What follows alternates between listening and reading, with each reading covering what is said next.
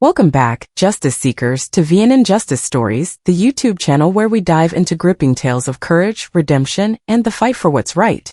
If you're new here, buckle up, because we're all about stories that hit you in the heart and leave you cheering for the underdog. Today, we're continuing our journey with a story that'll have you on the edge of your seat, a son's relentless battle to reclaim his mother's stolen hope in the streets of Atlanta. So, grab your popcorn, hit that like button, and let's get into justice in Atlanta. The late afternoon sun hung low over Atlanta, casting a dull golden glow across the city's cracked sidewalks and weathered brick buildings. A faint breeze carried the scent of exhaust and fried food from a nearby diner, mingling with the distant hum of traffic on Peachtree Street. For Loretta Harris, a 67-year-old black woman whose silver hair framed a face etched with decades of struggle, the world felt heavier today. Her steps were slow, deliberate, as she emerged from the Chase Bank on Edgewood Avenue, clutching a faded blue cloth bag against her chest. Inside that bag was her lifeline $500 in crisp bills, every cent scraped together over years of sacrifice for a heart surgery she could no longer delay. Loretta's heart had been failing her for years, a cruel thief stealing her breath and strength with every passing day. At 67, she was younger than most who carried such a burden, but life had aged her beyond her years.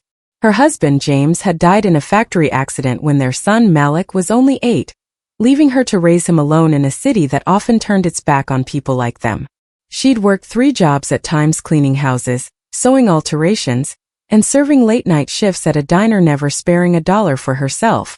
Every penny went into a coffee tin hidden beneath her kitchen floorboards, a secret savings for the day her heart would demand its due.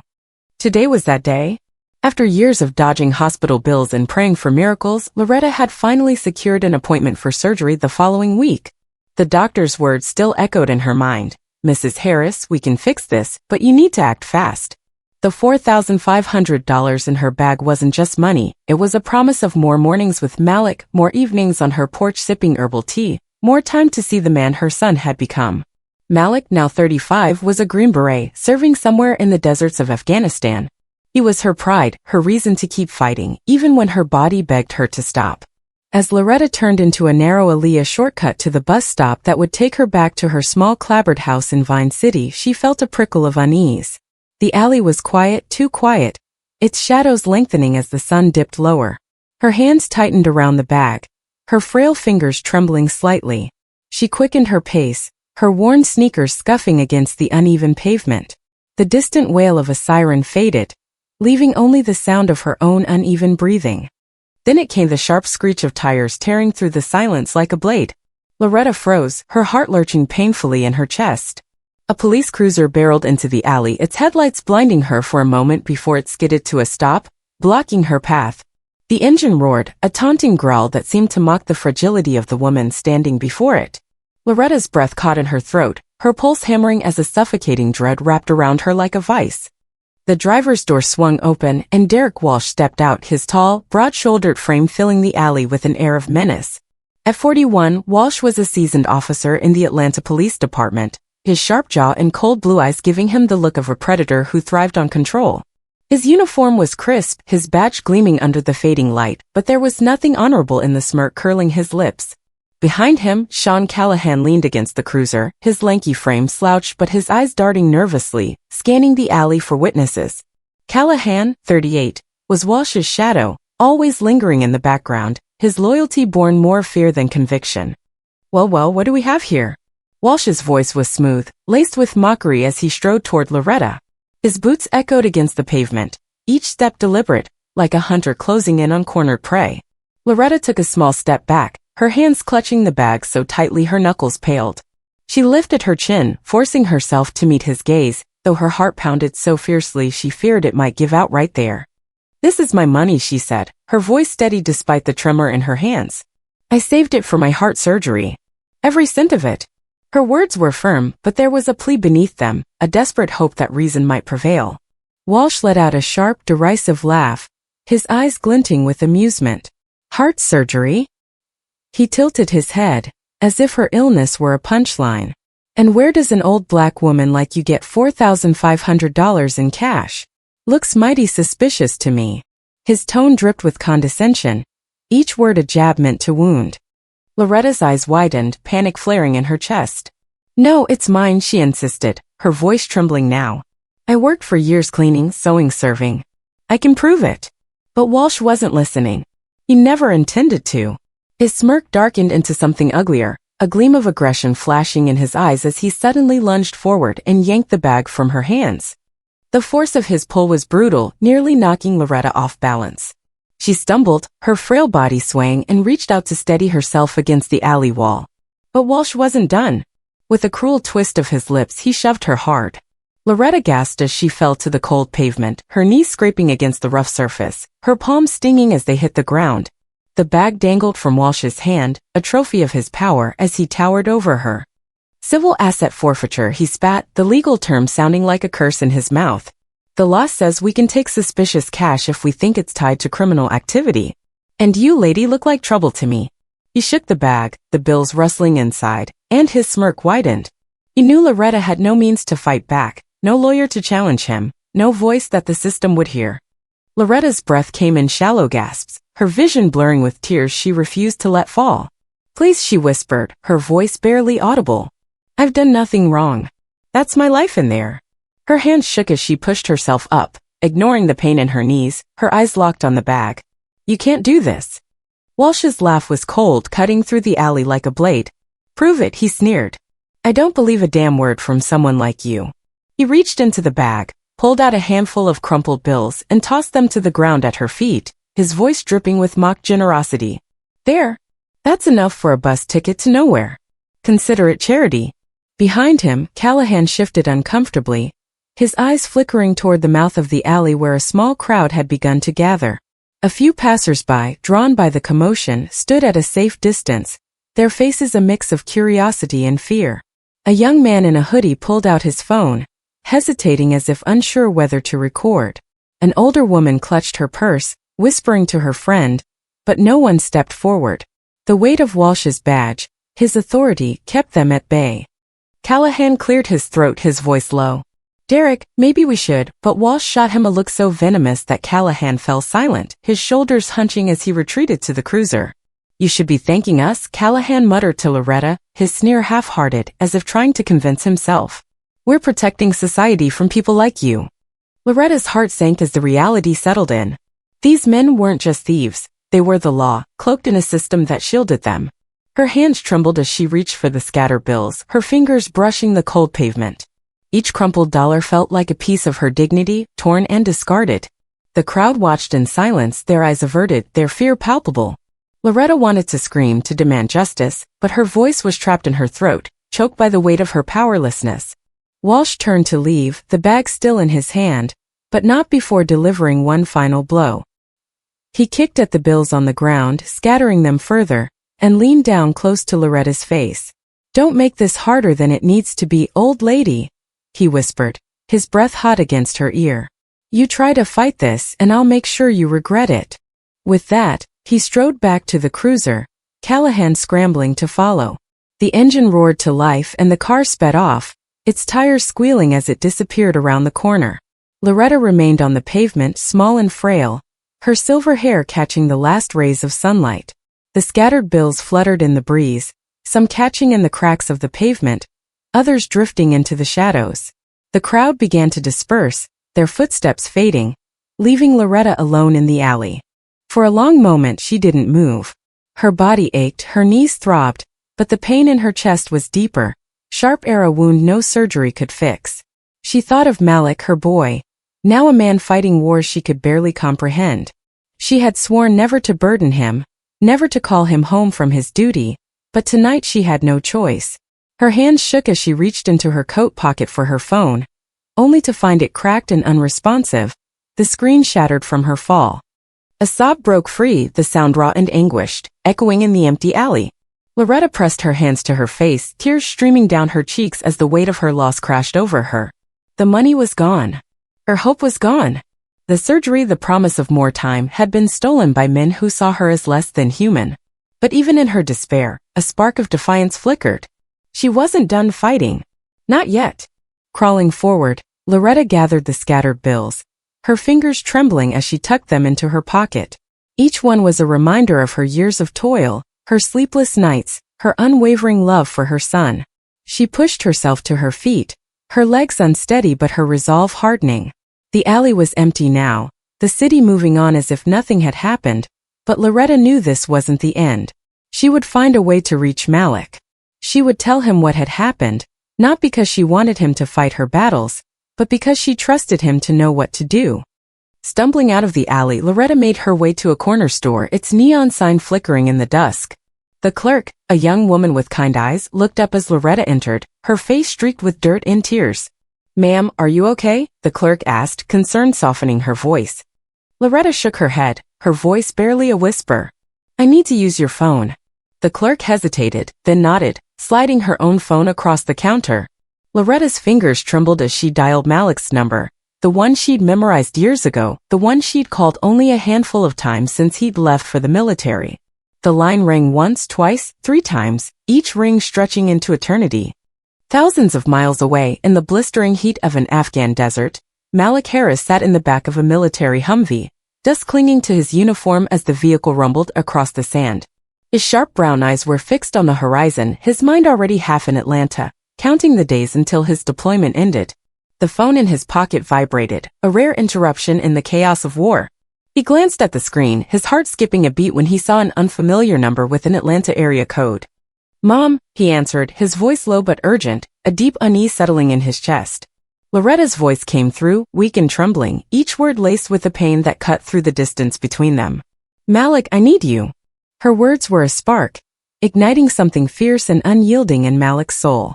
He gripped the phone tighter, his jaw clenching as he listened to her broken recounting of the robbery, the cruelty, the humiliation. The desert faded around him, the war forgotten. This wasn't a mission in a foreign land. This was home where his mother, the strongest woman he knew, had been stripped of her dignity by men who hid behind badges. "Don't worry, Mom," he said, his voice steady despite the rage surging within him. "I'm coming home." As Loretta hung up the phone, tears still streaming down her face, she felt a flicker of hope amidst the despair. Malik was coming. Her boy, her soldier, was coming. And though she didn't know what he would do, she knew one thing for certain. Derek Walsh and Sean Callahan had made a grave mistake. They thought they could prey on the weak, that their badges made them untouchable. They were wrong. The alley lay silent now, the scattered bills gone, carried off by the wind or claimed by passers-by. But the echo of Loretta's cry lingered, a quiet promise that justice, though delayed, was on its way. Atlanta would soon learn that some fights were worth starting, and some men, like Malik Harris, never backed down when it came to family. The desert stretched endlessly before Malik Harris, a sea of sand and heat that shimmered under the relentless Afghan sun. At 35, Malik was a man forged by war, his lean frame hardened by years of training in combat as a Green Beret. His brown eyes, sharp and unyielding, scanned the horizon from the back of a military Humvee, dust clinging to his camouflage uniform as the vehicle rumbled across the barren landscape. His last mission was winding down, the final stretch before a long-overdue return to Atlanta. But as the Humvee jolted over a rut, his phone vibrated in his pocket, a rare intrusion in the chaos of war. Malik glanced at the screen, his heart lurching when he saw an unfamiliar Atlanta area code. His mother, Loretta Harris, never called unless something was wrong, terribly wrong. He pressed the phone to his ear, his voice low but urgent. "Mom! Malik, I need you." Loretta's voice was a fragile thread, trembling with a despair that cut through the thousands of miles between them. Her words came in halting bursts, each one laced with pain and humiliation. She told him of the alley, the police cruiser, the 2 officers Derek Walsh and Sean Callahan, who had stolen her life savings, $4,500 meant for her heart surgery. She spoke of Walsh's cruelty, his mocking laughter, the way he'd shoved her to the pavement, scattering her dignity like the crumpled bills he'd tossed at her feet. Callahan had stood by, complicit, his weak protests drowned by Walsh's dominance. Malik's grip tightened around the phone, the plastic creaking under the pressure. His jaw clenched, veins pulsing beneath the rough skin of his forearm as rage surged within him like a tidal wave. But he didn't let it consume him. Years of training had taught him to channel anger into focus, to transform fury into a weapon. "Who did this, Mom?" he asked, his voice dropping to a dangerous calm, each word precise, as if he could will strength into her through the line. "The police," Loretta whispered, her voice breaking. "2 officers. They said I couldn't possibly have that much money. They took it, Malik. They said it was illegal. The word police froze the air in Malik's lungs for a split second. Then the rage returned, sharper, more controlled, more lethal. He inhaled deeply, forcing his mind to shift into the mode that had kept him alive through ambushes and firefights. Don't worry, Mom, he said, his tone steady despite the storm raging inside. I'm coming home. He ended the call, his hand lingering on the phone as if it could bridge the distance to Atlanta. For a long moment he didn't move, his eyes fixed on the desert horizon. The Humvee's engine hummed, the chatter of his squad mates fading into the background. This wasn't a war in some distant land. This was home, where his mother, the woman who'd sacrificed everything for him, had been preyed upon by men who hid behind badges. Malik's thoughts drifted to his childhood in Vine City, a working-class Atlanta neighborhood where hope was as scarce as shade in summer. Loretta had been his rock, a woman who'd worked herself to the bone to keep a roof over their heads after his father's death. He remembered her late-night shifts at the diner, her hands rough from scrubbing floors, her quiet prayers when she thought he was asleep. She'd never complained, never let him see her break, but Malik had known the toll it took. Every dollar she'd saved for that surgery was a piece of her life, a testament to her love for him. And now it was gone, stolen by men who saw her as nothing. The Humvee lurched to a stop at the edge of a forward operating base, its tires grinding into the sand. Malik leapt down, his boots hitting the ground with a thud, and strode toward the command tent. Inside, a young officer sat at a folding desk, his fingers tapping at a laptop. Malik wasted no time. Lieutenant, my mission's complete. I'm requesting immediate leave. Family emergency. The officer looked up, catching the steel in Malik's voice. He didn't ask questions. Malik's reputation as a soldier who got things done, who never faltered under pressure, spoke for itself. Understood, Sergeant Harris, the officer said, pulling up the necessary forms. I'll get this processed. You'll have your orders soon. Malik nodded, his face unreadable, and stepped outside. The desert air was stifling, but his mind was already in Atlanta, racing through the pieces of a battlefield strategy. This wasn't about insurgents or IEDs. This was about men like Derek Walsh, predators who used the law as a shield to prey on the vulnerable. They thought they were untouchable. They thought no one would come for them. They were wrong. As he packed his gear, Malik caught a glimpse of himself in a cracked mirror hanging on the tent wall. His reflection stared back calm, unwavering, deadly. At 35, he was younger than many of his peers, but his eyes carried the weight of a decade in war zones. He wasn't just a soldier. He was a survivor, a man who'd learned to navigate chaos with precision. This trip wasn't a homecoming. It was a mission, one that would test every skill he'd honed. The flight from Kabul to Atlanta was a grueling 20 hours, with layovers in Istanbul and New York. Malik sat in the cramped economy seat, his broad shoulders pressed against the window, his mind replaying Loretta's words. He tried to sleep, but every time he closed his eyes, he saw his mother on that pavement, her frail body crumpled, her hope stolen. The image fueled him, sharpening his resolve. By the time the plane touched down at Hartsfield-Jackson International Airport, Malik was no longer the soldier returning home. He was a hunter, and Derek Walsh was his prey. As he stepped into the terminal, the familiar hum of Atlanta greeted him, announcements crackling over the intercom, the chatter of travelers, the faint aroma of coffee from a nearby kiosk. But something felt off. His phone buzzed in his pocket, and when he checked it, a text from an unknown number stared back. Don't stick your nose in your mom's business, soldier. The words were a cold jolt, a warning that confirmed his suspicions. Walsh wasn't just a corrupt cop, he was connected, aware of Malik's return before he'd even set foot in the city. Malik's eyes narrowed, his thumb hovering over the screen. He didn't reply.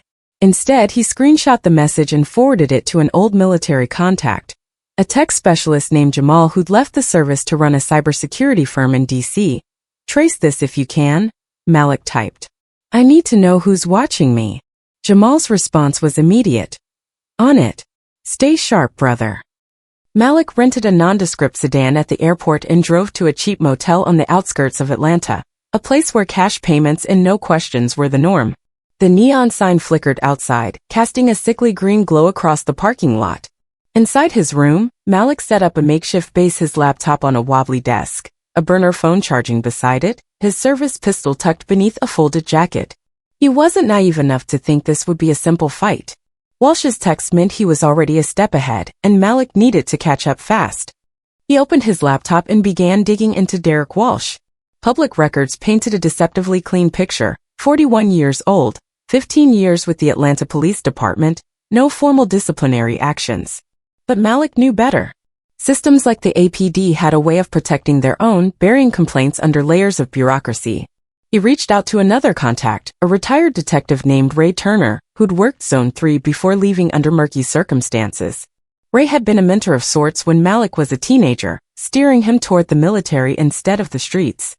Ray answered on the second ring, his gravelly voice unchanged despite the years. "Malik Harris. Been a minute. What's got you calling at this hour?" "I need intel on a cop," Malik said, keeping his voice low. "Derek Walsh, Zone 3.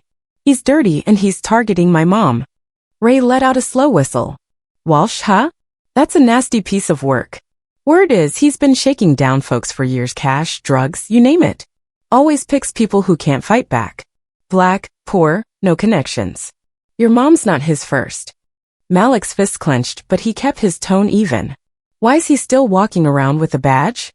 "Same old story," Ray said. "He's got friends in high places. Cops cover for cops and the brass looks the other way. There've been complaints: excessive force, theft, you name it, but they mysteriously disappear. Evidence gets lost, witnesses clam up. You're not just up against Walsh, Malik. You're up against the machine." Malik nodded, though Ray couldn't see him. "Anything else I need to know?" Ray hesitated, then lowered his voice. "Watch your back. Walsh isn't the type to play fair. If he knows you're coming, he'll have eyes on you. And he's not above hiring muscle to clean up his messes." "Thanks, Ray," Malik said, ending the call. The retired detective's words confirmed what he'd suspected. This was bigger than a single robbery. Walsh wasn't just a rogue cop. He was a symptom of a system that thrived on corruption. Malik leaned back in the creaky motel chair, his mind racing. He needed a plan, one that would hit Walsh where it hurt without putting Loretta in more danger. His thoughts drifted back to his mother, to the small house in Vine City where he'd grown up. He could still picture the creaking porch, the chipped paint on the front door, the smell of Loretta's herbal tea wafting from the kitchen. She'd always been his anchor, the one constant in a world that seemed determined to break them. When he joined the army at 18, it wasn't just to escape Atlanta's streets. It was to make her proud, to give her a reason to keep fighting her own battles. Now she needed him and he wouldn't fail her. Malik's phone buzzed again, this time with a message from Jamal. "Number's a burner, no trace. Whoever sent it knows how to cover their tracks. I'll keep digging." Malik frowned, his unease growing. Walsh was already playing dirty, and Malik was walking into a battlefield he didn't fully understand. He stood, pacing the small room, his boots scuffing the worn carpet. The motel walls were thin, the hum of a TV leaking through from the next room, but Malik's focus was razor-sharp. He pulled up a map of Atlanta on his laptop, marking key locations. The alley where Loretta was robbed, the Zone 3 precinct, and a few spots where he could gather more intel. He needed to see his mother to reassure her, but he couldn't risk leading Walsh's eyes to her doorstep. Instead, he sent a text to a cousin, Tanya, who lived a few blocks from Loretta. "Check on Mom for me. Don't tell her I'm back yet. I'll explain later." Tanya replied within minutes. "She's shaken up, but okay. Won't say a word. Be careful, Malik." The message eased a fraction of his worry, but not enough. Loretta was strong, but she was also vulnerable, her heart condition a ticking clock that made every moment critical. As night fell, Malik drove to Vine City, parking a few streets away from his mother's house. The neighborhood hadn't changed much: same sagging porches, same kids playing basketball under flickering streetlights, same sense of resilience despite the odds. He stayed in the shadows, watching Loretta's house from a distance. The porch light was on, casting a warm glow across the front yard. He could see her silhouette through the window, moving slowly, her frailty a stark contrast to the fire he knew still burned within her. For a moment, Malik let himself imagine walking up to that door, pulling his mother into a hug, telling her everything would be all right. But he couldn't. Not yet. Walsh was watching, and any move toward Loretta could paint a target on her back. Instead, Malik slipped back into his car and drove to a dive bar on the edge of town, a place where old military buddies and street informants sometimes crossed paths. Inside, the air was thick with cigarette smoke and the clink of beer bottles. Malik scanned the room, spotting a familiar face in the corner: Carlos, a former Army medic who'd settled in Atlanta after his discharge. Carlos was nursing a whiskey, his eyes wary as Malik approached. Didn't expect to see you back so soon, Carlos said, sliding a chair out for Malik. What's the deal? Malik kept his voice low. Trouble with a cop named Derek Walsh. He hit my mom, stole her savings. I need anything you've got on him, rumors, connections, weak spots. Carlos raised an eyebrow, leaning in. Walsh? That guy's bad news. Runs with a crew of dirty cops in Zone 3. They've got a side hustle extortion, skimming cash from busts. Word is, Walsh answers to someone higher up, maybe in City Hall. You step on his toes, you're stepping on a lot of toes. Malik nodded, filing away the information. Any names? Not yet, Carlos said, glancing around the bar. But I'll ask around. Just don't go charging in blind. Walsh is paranoid, and he's got eyes everywhere. Malik thanked him and left, the weight of the fight settling heavier on his shoulders. Back at the motel, he sat on the edge of the bed, his pistol within reach, and stared at the ceiling. The text from Walsh raised warning Carlos's until they all pointed to a truth Malik couldn't ignore. This wasn't just about getting Loretta's money back. It was about dismantling a system that let men like Walsh thrive. And to do that, Malik would need to be smarter, faster, and more ruthless than his enemy. Outside, Atlanta slept, its skyline a distant glow against the night. But for Malik Harris, sleep was a luxury he couldn't afford. The hunter was home, and the hunt was just beginning. The morning sun barely pierced the gray haze over Atlanta, casting long shadows across the cracked pavement outside the Zone 3 police precinct. The building itself was a squat, brutalist structure, its concrete walls stained by years of rain and neglect. Inside, the air was thick with the scent of stale coffee, cigarette smoke, and the unspoken weight of secrets. For Malik Harris, stepping through the precinct's glass doors felt like crossing into enemy territory. At 35, he was no stranger to hostile ground. Years as a Green Beret had taught him to navigate danger with precision, but this was different. This wasn't a desert battlefield. This was Atlanta, his home, and the enemy war badges. Malik's boots echoed on the linoleum floor as he strode toward the front desk, his broad shoulders squared, his brown eyes sharp and unyielding. He wore a plain black jacket and jeans, his military bearing evident in the way he moved, calm, deliberate, but ready to strike. The precinct buzzed with activity. Officers shuffling paperwork, phones ringing, a radio crackling with dispatch calls. But as Malik entered, a hush fell over the room. Conversations faltered, heads turned and eyes some curious, some suspicious locked onto the stranger who just disrupted their routine. At the front desk, a young receptionist with a tight bun and a wary expression looked up from her computer. "Can I help you?" she asked, her voice clipped, her fingers hovering over the keyboard as if expecting trouble. "I want to see Derek Walsh," Malik said, his tone firm but measured, carrying just enough steel to make the receptionist flinch. He didn't raise his voice, didn't need to. The weight of his presence was enough, a quiet intensity that seemed to shift the air in the room. The receptionist's eyes darted toward the back of the precinct, where a glass-walled office was visible through a sea of cubicles. "Officer Walsh is busy," she said, her words too quick, too practiced. "You'll need to make an appointment or file a report." "I'm not here to file a report," Malik cut in, his gaze unwavering. "Tell Walsh that Malik Harris is here about Loretta Harris. He'll know what it's about." His voice was low, but it carried through the precinct, drawing the attention of officers nearby. A few exchanged glances, their hands pausing over coffee mugs or case files. The name Harris seemed to ripple through the room, a spark igniting something unspoken. The receptionist hesitated, then picked up the phone, her fingers trembling slightly as she dialed an extension. Malik stood still, his hands loose at his sides, but his senses were on high alert. He scanned the room, noting every detail: the officer in the corner pretending to read a report while stealing glances at him, the flicker of a security camera overhead, the faint creak of a door opening somewhere in the back. He was walking into a lion's den, and he knew it. Before the receptionist could finish her call, the door to the back office swung open with a bang, and Derek Walsh emerged. At 41, Walsh was a towering figure, his broad frame filling the doorway, his crisp uniform accentuating his authority.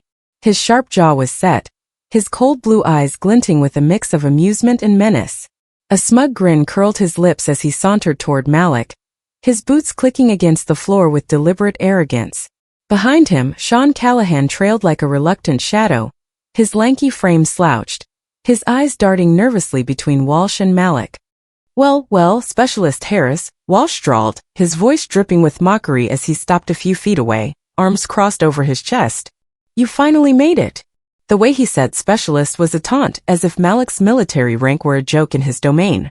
The precinct seemed to hold its breath, officers watching from their desks, some leaning forward, others pretending to work, but clearly eavesdropping. Malik locked eyes with Walsh, his expression unreadable but his muscles coiled beneath his jacket. He saw through the performance. Walsh wasn't just a corrupt cop, he was a showman, orchestrating this moment for an audience of his peers. The grin, the swagger, the casual dismissal, they were all calculated to provoke, to push Malik into a mistake. But Malik had faced men like Walsh before, men who thrived on power and intimidation. He wasn't here to play their game. You know why I'm here, Malik said, his voice low and steady, each word a challenge. You and your partner took something from my mother. $4,500. Her surgery money. I want it back. Walsh threw his head back and laughed, a loud, exaggerated sound that echoed through the precinct. Surgery money, he said, his tone laced with disbelief. You hear that, boys? He glanced at the officers around him, some chuckling nervously, others shifting uncomfortably. This guy thinks his mom's some kind of saint, scraping together thousands in cash. Sounds like drug money to me. A murmur rippled through the room, a few officers nodding as if Walsh's words confirmed their suspicions. Malik felt the weight of their gazes, the unspoken bias that painted him and his mother as criminals before they'd even spoken. He clenched his fist slightly, the knuckles whitening, but kept his face impassive. He wouldn't give Walsh the reaction he wanted, not yet. I'm not here for your lies, Malik said, his voice cutting through the murmurs like a blade. You stole from an innocent woman. You pushed her down, humiliated her. That ends now. Give her back what's hers or there will be consequences. Walsh's grin faltered for a split second, a flicker of unease crossing his eyes before he masked it with a sneer. He took a step closer, lowering his voice just enough for Malik to hear, though his words still carried to those nearby. Consequences, he said, his tone venomous. You think you can waltz into my precinct, a black soldier with a chip on his shoulder, and threaten me? This is Atlanta, Harris. We're the law here, not you. The room grew quieter, the tension thickening like smoke. Malik felt the weight of Walsh's words, the deliberate jab at his race, his service, his very existence. It wasn't just an insult. It was a trap, designed to push him over the edge. If Malik swung first, if he so much as raised a hand, Walsh would have all the justification he needed to arrest him. A Green Beret assaulting an officer in the middle of Zone 3 precinct, the headlines would write themselves, painting Malik as a violent thug, his mother's suffering buried in the noise. But Malik wasn't a hot-headed recruit. He was a soldier, trained to stay calm in the eye of the storm. He took a slow breath, his eyes never leaving Walsh's. You're not the law, he said, his voice quiet but resonant. You're a thief with a badge. And I'm not leaving until my mother gets her money back. Walsh's smirk returned, but there was a hardness in his eyes now, a predator sizing up prey he hadn't expected to bite back. He reached into his pocket and pulled out a folded document, holding it up like a weapon. You want to talk about your mother? He said, his voice rising for the room to hear. Let's talk about her. This here's a report linking Loretta Harris to suspicious financial activity. Cash deposits, no clear source. Smells like money laundering to me.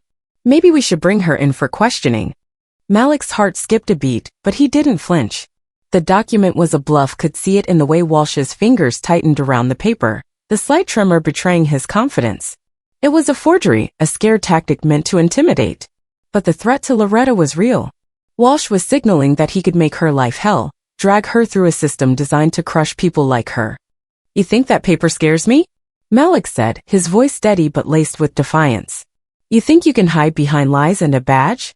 I know who you are, Walsh. I know what you've done not just to my mom, but to others.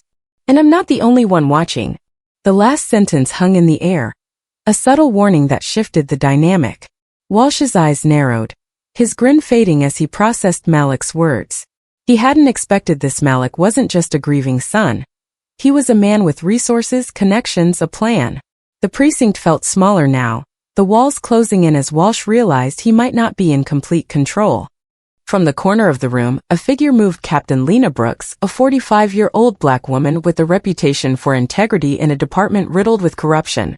Her dark eyes were sharp, her posture commanding as she stepped forward, her navy blazer crisp against the chaos of the precinct. Brooks had been watching silently, her presence unnoticed until now. She didn't speak, but her gaze locked onto Walsh, a silent rebuke that made him shift uncomfortably. "Officer Walsh," Brooks said, her voice calm but authoritative, "I suggest you take this conversation to a private office, unless you want the entire precinct involved in your personal business." Walsh's jaw tightened, but he didn't argue. Brooks's rank and reputation gave her leverage, even in a place like Zone 3. He shot Malik a venomous look, then gestured toward a hallway leading to the back offices. "Fine," he snapped. "Let's talk, Harris. But don't think you're walking out of here with anything but cuffs." Malik didn't move immediately. He glanced at Brooks, catching the faintest notice signal that she was an ally, or at least not an enemy. He followed Walsh, Callahan trailing behind, the trio disappearing into a small windowless office. The door closed with a heavy thud, muffling the murmurs of the precinct. Inside, the office was cramped, its walls lined with filing cabinets and a cluttered desk. Walsh leaned against the desk, his arms crossed, his smirk returning as if the change of venue restored his confidence. Callahan hovered near the door, his hands fidgeting, his eyes avoiding Malik's. "Let's cut the crap," Walsh said, his voice low and menacing. "I know your type, Harris. War hero, silver star, all that jazz. You think you're untouchable because you dodged bullets in the Middle East. But this isn't Syria. This is my city, and you're nothing here." Malik stood still, his hands loose at his sides, his eyes locked on Walsh's. He could feel the weight of the trap closing in. Walsh wanted him to snap, to give him an excuse to escalate. But Malik's mind was elsewhere, replaying a memory from his teenage years. He'd been 16, walking home from school when a cop, not Walsh, but cut from the same cloth, had slammed him against a wall, accusing him of loitering. The officer had patted him down, tossed his backpack to the ground, and walked away with a smirk. Malik had felt powerless then, a kid with no recourse. But he wasn't that kid anymore. "You're wrong," Malik said, his voice quiet but piercing. "This isn't your city. It's my mother's city. It's the city of every person you've stepped on to feel big. And I'm here to make sure they get justice." Walsh's face darkened, his hands clenching into fists. "You're dumber than I thought," he snarled. "You keep pushing, and I'll make sure your mom spends her last days in a cell. You think you can threaten me? I've got evidence, bank records, witness statements that'll bury her." Malik stepped closer, closing the distance between them, his voice dropping to a whisper. "You've got nothing, Walsh. That paper's a fake, and we both know it. You're not as smart as you think. You made a mistake when you targeted my mom. And I'm going to make you pay for it." For a moment, Walsh faltered, his confidence cracking under Malik's unyielding stare.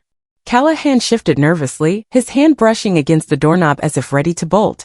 But before Walsh could respond, the door opened, and Brooks stepped inside, her presence like a cold wind cutting through the tension. "That's enough," she said, her tone leaving no room for argument. "Harris, you've made your point. Walsh, you're done here. Get back to your duties."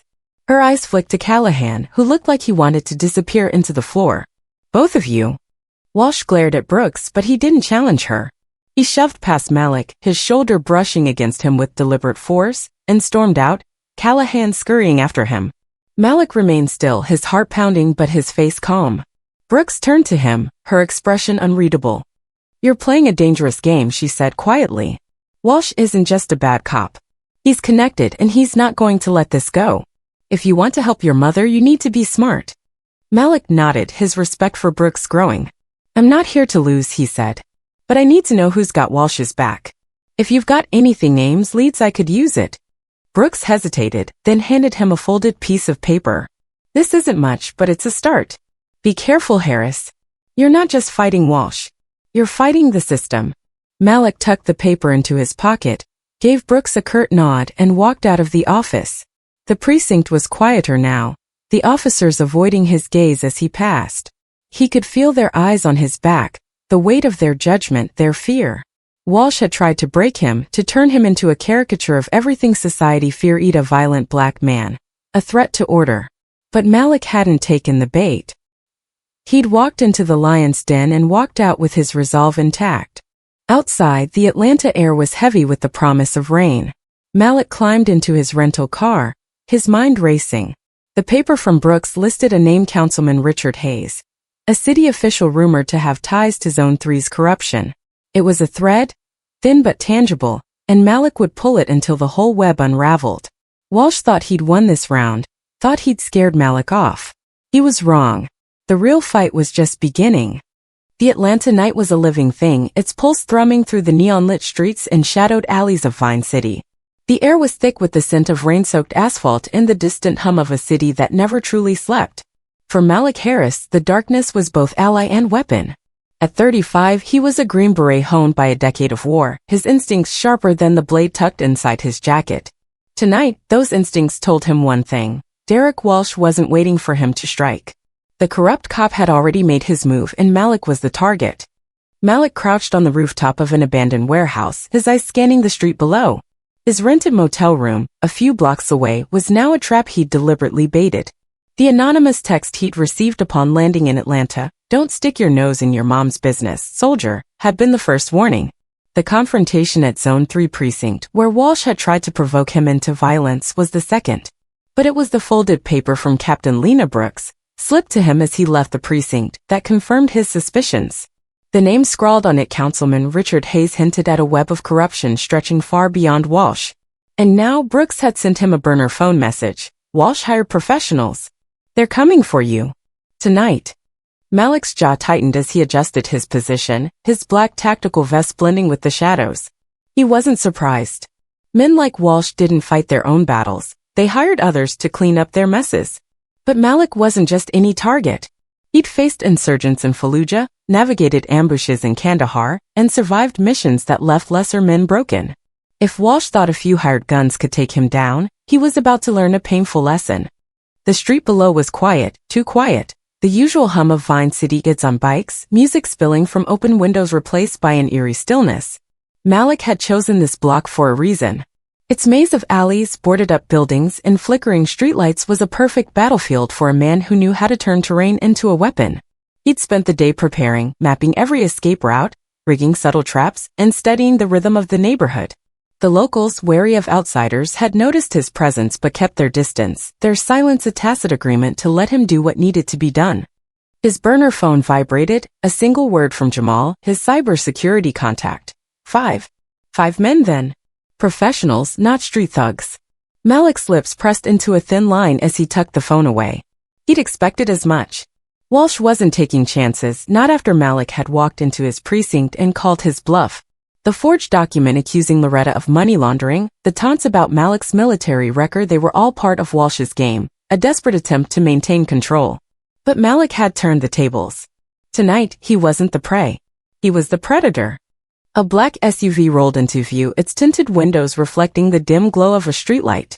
It parked a block from the motel, its engine idling as 5 figures emerged, moving with the disciplined precision of trained operatives. They wore dark clothing, their faces obscured by caps and scarves, their hands gripping suppressed 18. The leader, a man in his early 40s with a shaved head and a scar across his cheek, scanned the street, his eyes cold and calculating. Malik recognized the type immediately, ex-military, likely a mercenary who traded honor for cash. The man Malik dubbed him Scar spoke into a radio, his voice a low growl. "Target's a special forces operative. Not easy, but not impossible. Quick, clean, leave no traces." The team spread out, their movements silent and coordinated, fanning across the block to surround the motel. Malik watched from above, his heart steady, his breathing controlled. He'd seen this playbook before: isolate the target, cut off escape routes, strike fast. But they didn't know the battlefield like he did. They didn't know him. Malik slipped down a fire escape, his movements fluid and silent, and melted into the shadows of an alley. He'd rigged the block earlier, loosening a streetlight's wiring to create a blackout on command. His hand hovered over a small remote in his pocket, his thumb brushing the button. Timing was everything. He needed them close, committed, before he turned their plan against them. Scar led the way, his silenced pistol drawn, his team following in a loose formation. They reached the motel's parking lot, their boots crunching softly on gravel. One operative, a wiry man with a shaved head, gestured toward the motel room Malik had rented under a false name. Another, bulkier, carried a breaching tool, ready to smash the door. They were professionals, but they were arrogant, assuming their numbers and firepower gave them the edge. Malik's lips twitched in a ghost of a smile. Arrogance was a weakness he could exploit. He pressed the remote.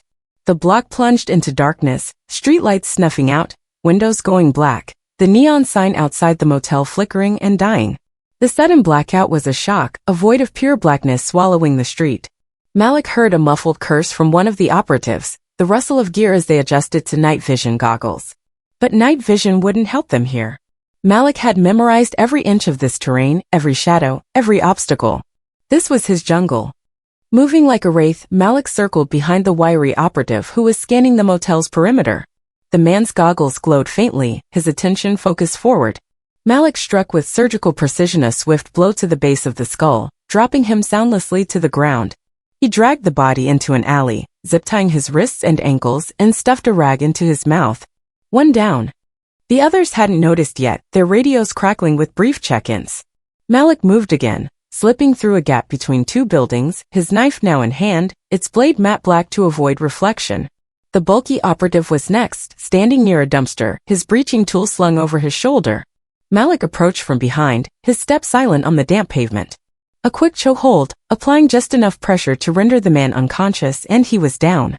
Malik bound him to a pipe, leaving him slumped in the shadows. 2 down. The remaining 3 were closer to the motel now, their movements tighter, more cautious. Scar's voice came over the radio, sharp and urgent. Viper, Bulldog, report. Silence. Malik could almost feel their unease, the creeping realization that something was wrong. He needed to keep them off balance to turn their training against them. Fear was a weapon and Malik wielded it masterfully. He darted across the street, deliberately letting his boots scrape the pavement a faint sound, but enough to draw attention. The third operative, a lean man with a buzz cut, spun toward the noise, his pistol raised. Malik was already gone, melting into an alley, but the man followed, his night vision goggles scanning the darkness. Malik waited, crouched behind a stack of crates, his breath slow and controlled. As the operative passed, Malik sprang, driving his knife into the man's thigh, a non-lethal strike that dropped him with a stifled scream. A sharp blow to the temple silenced him. Malik bound him to a lamppost, his blood staining the pavement. 3 down. The air grew heavier, the silence oppressive. Scar and the final operative, a stocky man with a beard, were now back-to-back near the motel door, their pistols sweeping the darkness. He's hunting us, the bearded man whispered, his voice trembling despite his training. This isn't right. Shut up, Scar snapped, but his own voice betrayed a crack of doubt. Spread out. Don't let him box us in. They moved apart, Scar toward the motel, the bearded man toward the street. Malik watched, his mind racing. He needed to isolate Scar, the leader, to send a message Walsh couldn't ignore. Malik slipped into the motel side entrance, using a key he'd lifted from the front desk earlier. Inside, the hallway was dark, the air stale with the scent of mildew. He rigged a tripwire at the door, nothing lethal, just a flashbang to disorient. Then he climbed to the second floor, positioning himself at a window overlooking the parking lot. Scar was below, his silhouette sharp against the faint glow of a distant streetlight. The bearded man was further out, his pistol shaking in his grip. Malik tossed a pebble onto the motel roof, the sound echoing like a gunshot in the silence. Scar froze, his head snapping up. The bearded man spun toward the noise, his nerve breaking. Shoot! Just shoot! He shouted, firing blindly into the darkness. The muzzle flashes lit up the night, bullets ricocheting off brick and concrete. The chaos was exactly what Malik wanted: panic, disarray, fear. Scar cursed, diving behind a parked car as the bearded man's gunfire drew attention. In the distance, Malik heard the faint wail of sirens. Neighbors, alerted by the shots, had called 911. Time was running out, but Malik was in control. He dropped from the window, landing silently in a crouch, and moved toward the bearded man, who was reloading, his hands fumbling. Malik struck like a phantom, a single blow to the jaw sending the man sprawling. He zip-tied him to a fence, his weapon tossed into a storm drain. 4 down. Scar was alone now, crouched behind the car, his radio silent. Malik could see the sweat on his brow, the rapid rise and fall of his chest. The mercenary was good, but he was outmatched. Malik stepped into the open, his knife in one hand, his pistol holstered but ready. You hear that, Scar? He called, his voice low and cold, cutting through the night. That's the sound of your plan falling apart. Scar spun, his pistol raised, but Malik was already moving, diving behind a dumpster as a bullet whizzed past. He rolled, coming up on Scar's flank, and threw a flashbang he'd rigged earlier. The explosion was deafening, a blinding burst of light and sound that left Scar staggering, his hands clutching his ears. Malik closed the distance in seconds, his knife at Scar's throat, the blade's edge kissing skin. Who sent you? Malik growled, his voice a lethal whisper. Talk or you don't walk away. Scar's eyes were wide, his bravado gone. Walsh, he gasped, his voice hoarse. Derek Walsh. Paid us 20 grand to make you disappear. Said you were a problem he couldn't handle. Malik's grip tightened, the blade drawing a thin line of blood. Where's the money he stole? My mother's money. I don't know. Scar stammered. He didn't tell us. Just said to take you out lean, no traces. Malik studied him, reading the fear in his eyes. Scar was telling the truth. He eased the blade back, then delivered a crushing blow to Scar's temple, dropping him to the pavement. Malik bound him to a lamppost, his face swollen, his pride shattered. He stepped back, pulling a can of red spray paint from his pack. On the brick wall opposite he wrote in bold, dripping letters, Walsh, you're next. The sirens were closer now, red and blue lights flashing in the distance. Malik slipped into an alley, his heart steady, his mission complete. The streetlights flickered back on, casting a harsh glow over the scene. 5 operatives bound and broken, their weapons scattered, their confidence reduced to terror. The message was clear. Malik Harris wasn't running. He was hunting. As he vanished into the night, Malik's thoughts turned to Loretta. The $4,500 was still out there in Walsh's hands, but tonight had shifted the balance. Walsh would know fear now, the kind that gnawed at the soul. Malik's war wasn't over, but he'd drawn first blood. The streets of Atlanta whispered his name, a ghost in the shadows, a soldier who fought for the ones he loved. And somewhere in the quiet of Vine City, Loretta slept, unaware that her son was rewriting the rules of justice. 1. She radioed for backup, her voice calm as she reported an officer-involved incident. But Malik knew she'd handle it her way, ensuring the truth came out, not another cover-up. As the first patrol cars arrived, their sirens piercing the night, Malik slipped into the shadows, his work here complete. He didn't need to stay for the arrests. The video was his weapon, and it was already doing its job. By morning, Atlanta was ablaze with the scandal. The video had gone viral, racking up millions of views, shared by activists, journalists, and ordinary citizens. Local news stations looped the footage, pundits dissecting Walsh's confession, while protests gathered outside Zone 3 precinct, demanding accountability. Hashtags trended nationwide, and community leaders called for federal investigations into the Atlanta Police Department. Walsh became the face of corruption, his name a curse on the lips of a city fed up with abuse. Inside Zone 3, the atmosphere was chaos. Officers who'd once laughed at Walsh's antics now distanced themselves, their reports rewritten to erase any connection. The precinct's captain, a grizzled veteran who'd turned a blind eye for years, faced suspension pending an inquiry.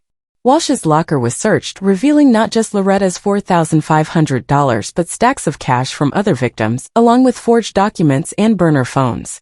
The evidence was damning, a paper trail that would bury him in court. Walsh knew the walls were closing in. His power, his safety net, his untouchable status all gone. His fellow officers, once loyal, now saw him as a liability, a stain on the department they wanted scrubbed away. Reporters swarmed the precinct, their cameras relentless, their questions cutting. Did you know about Walsh's crimes? How deep does the corruption go? The brass scrambled to control the narrative, issuing statements about isolated incidents, but the public wasn't buying it. That night, Walsh resigned. He didn't wait for a termination letter or a subpoena. He packed a duffel bag, slipped out of the precinct under cover of darkness and drove west, his cruiser abandoned in a strip mall. No one knew where he was headed, Texas, maybe, or further, but rumors swirled that he'd been spotted in a small town, living under a false name, his eyes haunted by the fear of being found. He'd once believed himself above consequence, a king in a city that bowed to his badge. Now he was a fugitive running from the justice he'd mocked. Back in Vine City, the community buzzed with a mix of anger and hope. Loretta's story, amplified by the video, became a rallying cry. Neighbors who'd watched her fall in that alley now spoke out, sharing their own encounters with Walsh's crew. A local activist group organized a fundraiser for Loretta's surgery, raising double the stolen amount in hours. The people of Atlanta, long silenced by fear, found their voice, and Malik's actions had lit the spark. Malik watched it all from a distance, holed up in a new motel, his burner phone pinging with updates from Jamal. The video's reach was staggering, its impact undeniable. But Malik knew this was only a battle, not the war. Walsh was gone, but the system that had enabled him still stood. Men like Callahan, complicit but unpunished, still lurked in the shadows. And Councilman Richard Hayes, the name Brooks had given him, remained untouched, a puppet master pulling strings from above. As dawn broke over Atlanta, Malik sat on the motel bed, his pistol beside him, his mind already planning the next move. He'd gotten justice for his mother, but the fight was bigger now. The city was watching, waiting to see if one man could change the tide. Malik didn't have all the answers, but he had something stronger: purpose. And for Loretta, for Atlanta, he would keep fighting. The dawn broke over Atlanta with a quiet intensity, the city bathed in a soft golden light that seemed to promise something new. The streets of Vine City, once heavy with the weight of unspoken fears, buzzed with a cautious hope. The viral video of Derek Walsh's confession had ignited a firestorm, its raw truth spreading across X, television screens, and community gatherings, transforming Loretta Harris's personal tragedy into a rallying cry for justice. For Malik Harris, the 35-year-old Green Beret who'd brought Walsh to his knees, the fight wasn't over, but the battle he'd waged for his mother had shifted the ground beneath Atlanta's feet. Malik sat on the creaking wooden porch of his mother's small clapboard house, a chipped mug of herbal tea warming his hands. The familiar scent of cinnamon and chamomile drifted from the kitchen, a reminder of countless evenings spent here as a boy, listening to Loretta's soft humming as she cooked. The neighborhood was waking up, kids on bikes weaving through the streets, an old man sweeping his stoop, the distant bark of a dog, but it felt different now, lighter, as if the shadow of Walsh's tyranny had begun to lift. Inside, Loretta Harris, now 67, rested in her armchair, her frail frame wrapped in a quilt Malik had draped over her. The $4,500 stolen by Walsh had been recovered from his precinct locker, returned to her by Captain Lena Brooks herself, along with an apology that carried the weight of a department scrambling to save face. But it was the community's response that had truly changed things. A local activist group, galvanized by the video, had raised over $10,000 for Loretta's heart surgery, ensuring she'd have not just the procedure but the care she needed afterward. Malik sipped his tea, his gaze drifting to the street where a group of neighbors gathered, their voices low but animated. They were talking about Walsh, about the protests outside Zone 3 precinct, about the news anchors dissecting the scandal on every channel. The video, Walsh's bruised face, his trembling voice admitting to theft, abuse, and attempted murder had become a cultural touchstone, a raw wound that forced Atlanta to confront its complicity in protecting men like him. Hashtags like Justice for Loretta and In Police Corruption trended for days, drawing support from across the country. Community leaders demanded federal oversight of the Atlanta Police Department, while activists organized marches that swelled with hundreds, their signs bearing Loretta's name. But Malik knew the truth. Walsh was a symptom, not the disease. The system that had shielded him for years through complaints of excessive force, theft, and racial targeting still stood, its roots deep and tangled. Councilman Richard Hayes, the name Brooks had given him, remained untouched, a shadowy figure whose influence loomed over Zone 3. Malik's fight had exposed a crack in the facade, but the war for lasting change was far from won. His thoughts were interrupted by the creak of the screen door as Loretta stepped onto the porch, moving slowly but with a quiet strength. Her silver hair caught the morning light, her face etched with lines of hardship but also resilience. She settled into the chair beside him, her quilt trailing behind her, and handed him a second mug of tea. "You're up early," she said, her voice soft but steady, the voice of a woman who'd faced too much to be broken. "Couldn't sleep," Malik admitted, his eyes meeting hers. He saw the question in her gaze, the same one she'd asked the night he'd returned the money. "What did you do to get this back?" He dodged it then, offering a small smile and a vague, "You don't want to know." But Loretta wasn't naive.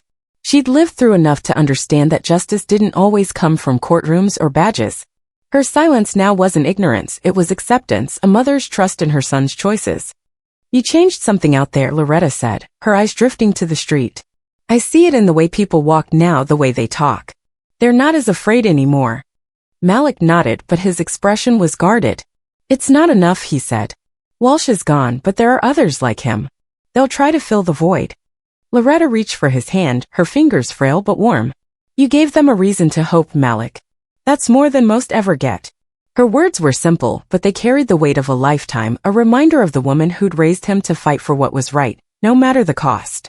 Across town, in a dimly lit apartment on the edge of Midtown, Sean Callahan sat hunched over a kitchen table, an empty whiskey bottle rolling under his trembling fingers.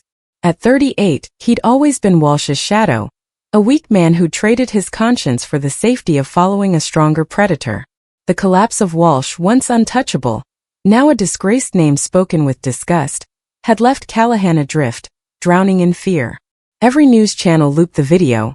Every article dissected Walsh's crimes, and Callahan knew his own complicity was a ticking bomb.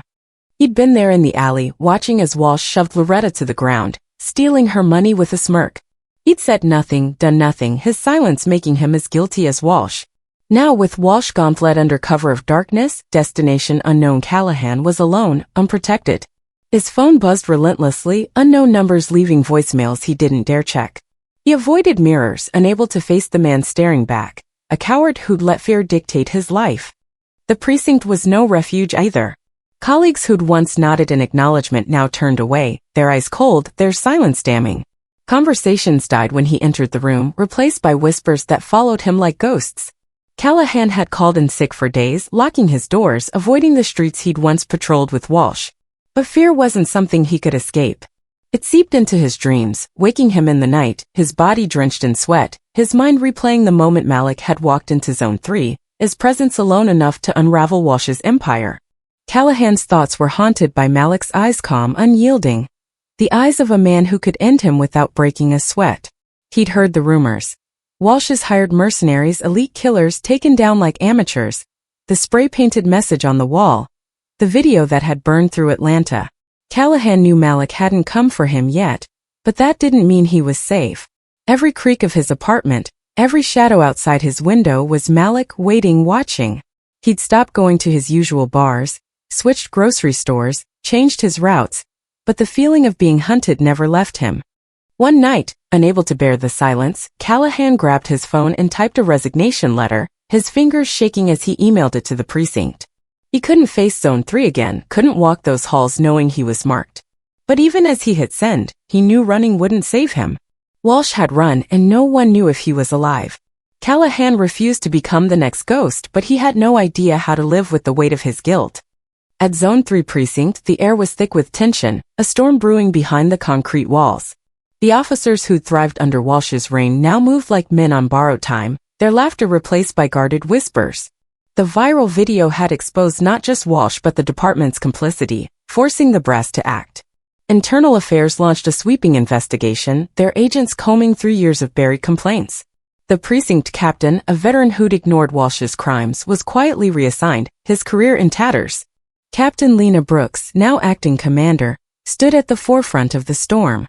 At 45, she was a rare figure in Zone 3, a black woman who'd climbed the ranks through grit and integrity, her dark eyes sharp with determination.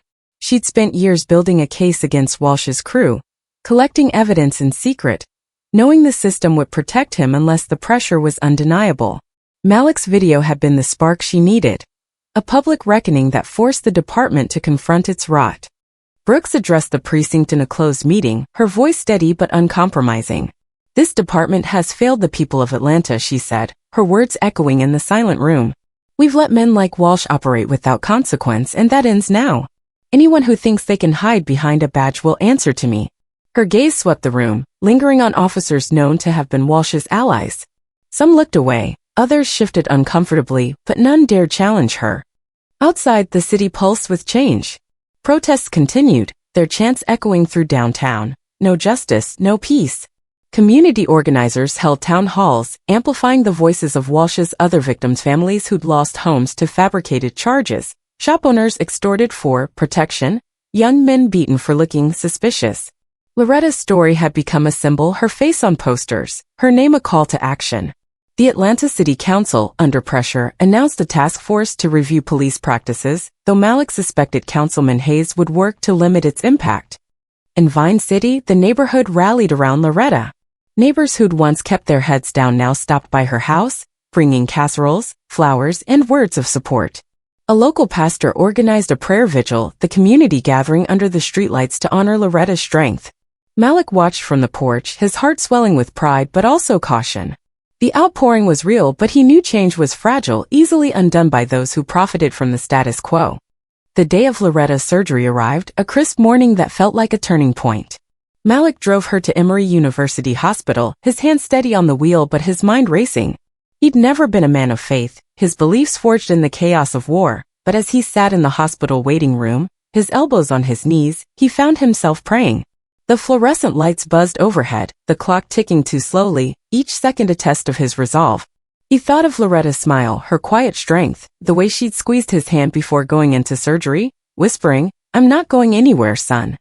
Hours later, the doctor emerged, pulling down his mask with a tired but reassuring smile. "The surgery was a success," he said. "She's stable, and with proper care, she'll have many good years ahead." Malik closed his eyes, a weight lifting from his chest. For the first time in weeks, he allowed himself to breathe, to feel the flicker of relief. Not because Walsh was gone, not because Zone 3 was shaken, but because his mother, the heart of his world, would live. He stepped into Loretta's room, where she lay, her eyes heavy but her lips curling into a faint smile. Malik sat beside her, taking her hand gently, its warmth grounding him. "I'm here," he said, his voice soft but firm. Loretta squeezed his hand, her way of saying she knew, she trusted, she was safe. In the weeks that followed, life settled into a new rhythm. Malik stayed in Atlanta, renting a small apartment near Vine City to be close to Loretta. He helped her recover, taking her on slow walks through the neighborhood, where flowers now bloomed in once neglected yards, a sign of the community's renewed spirit. Kids played basketball under new hoops donated by a local business, their laughter echoing where fear had once reigned. The changes were small, but they mattered a crack in the cycle of oppression that had held Vine City down. Malik became a quiet presence in the community, not a hero but a catalyst. He joined a local organization, the Vine City Justice Collective, helping victims of police abuse navigate the system. His military training gave him structure, but it was his empathy born of his mother's struggle that connected him to those he helped. He spoke at community meetings, his voice steady as he shared Loretta's story, urging others to demand accountability. "We don't need to wait for permission," he said. "We change things by standing together." One evening, as Malik and Loretta sat on the porch, a plain envelope arrived, slipped under the door by an unseen hand. Inside was a single sheet of paper, the words typed in bold, "Thank you for doing what we couldn't." No signature, no return address, but Malik recognized the sentiment. It was from the people of Vine City, the silent majority who'd lived under Walsh's shadow, their gratitude a quiet testament to the impact of his fight. Loretta read the note, her eyes glistening. "You've given them something, Malik," she said. "Not just me. All of them." She paused, then asked, "What's next for you?" Malik looked out at the street, the golden glow of dusk settling over Vine City. He thought of Hayes, the untouchable councilman, and the system that still protected men like him. He thought of Callahan, hiding in his apartment, and the officers at Zone 3 who'd learned to fear the consequences of their actions. He thought of Brooks, fighting from within, and the community rising to reclaim its voice. "I'm not done," he said, his voice quiet but resolute. "Not until the cycle's broken for good." Loretta nodded, her smile one of pride and understanding. She didn't know the full extent of what Malik had done, but she knew her son, his heart, his strength, his refusal to bow. For her, that was enough. As the stars emerged above Atlanta, Malik felt the weight of his purpose settle into place. Walsh's fall had changed the city, but the real question lingered. Could justice endure, or would new predators rise to take his place? For now, Vine City breathed easier, its people standing a little taller, their voices a little louder. And Malik Harris, the soldier who'd come home for his mother, remained vigilant, a guardian in the shadows, ready for whatever came next. And there you have it, folks, the story of Malik Harris, a one-man wrecking crew who took on a corrupt cop and gave Atlanta a wake-up call louder than a Monday morning alarm clock. But before you head off to binge-watch cat videos or scroll through X for the latest drama, let's take a moment to unpack what this tale means for us, right here, right now, in the wild and wonderful chaos of 2025. Picture this. You're walking down the street, minding your own business, maybe sipping a latte or humming your favorite tune, when bam, someone with a shiny badge or a fancy title decides they can push you around. Sounds like a movie plot, right? But let's be real, stories like Loretta's aren't just fiction. They're happening in neighborhoods across America, where power gets twisted into a weapon and the little guy gets left picking up the pieces. Malik's fight wasn't just for his mom, it was a reminder that justice doesn't always wear a robe or sit in a courtroom. Sometimes it's a guy with a burner phone and a whole lot of grit saying, "Not today, buddy." Here's the lesson, served with a side of sass. You don't need a cape to be a hero, but you do need to stand up. Malik didn't have superpowers unless you count his ability to make mercenaries regret their life choices, but he had heart, brains, and a mom who raised him right. In our world where social media can turn a whisper into a roar, we've all got a bit of Malik in us. Got a cause you care about? Speak up. See something wrong? Call it out. Maybe don't go spray painting walls or ninja flipping bad guys, legal disclaimer. Please don't, but use your voice, your vote, your platform. Because as Loretta showed us, even when the odds are stacked against you, one spark can light a fire. Now let's get a little cheeky. If Walsh thought he could outsmart Malik, he was dreaming harder than me trying to win a staring contest with my Wi-Fi router during a blackout. The guy was like, I'm the law, and Malik was like, cool story bro, but I'm the plot twist. The real kicker? Walsh's downfall wasn't just about him, it was about a system that let him slide for years. So next time you hear someone say, that's just how things are, channel your inner Malik and ask says who. Change starts with questioning the status quo, and trust me, it's way more satisfying than arguing with trolls online. So here's where you come in. What would you do if you were in Malik's shoes? Would you go full vigilante, record a viral video, or maybe rally your neighbors for a good old-fashioned protest? Drop your thoughts in the comments. I am dying to hear how you take on a Walsh in your world. And while you're at it, tell me, who's the Loretta in your life, the person you fight for no matter what? Let's keep this conversation going because stories like this don't end when the credits roll, they live on in how we choose to act. Oh, and one last thing before I let you go back to your regularly scheduled scrolling.